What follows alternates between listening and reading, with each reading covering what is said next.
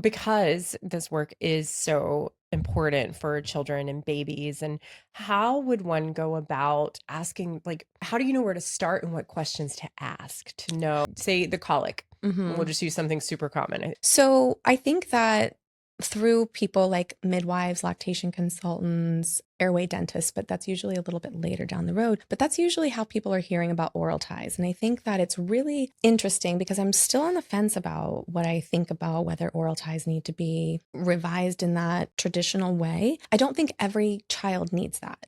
I Mhm. think for some cases, depending on your resources and who's around you and who performs what and what professionals you can get, money, time, and how well your baby does with certain things, it can be hard to say, let's just do body work because that might take a month and a half or a month of Mhm. consistent you coming in a few times a week. And maybe you don't have the ability to do that. Your Right. sanity won't let you do that. Your child's screaming in the car. Maybe you financially can't do it. There are so many different factors that can go into it. And maybe as that's happening, mom's milk is dropping. So we've also got to consider that. So for mom's sanity and for all of the things going on, family fight family, I've suggested different things. I'm always a fan for more subtle things to the body and allowing the body to kind of have the Right. right to lead the Let it way. lead. I kind of feel like it's like a child. Like, I don't know how your children were or are. I feel like if I say, hey, let's go do something, my son's like, no.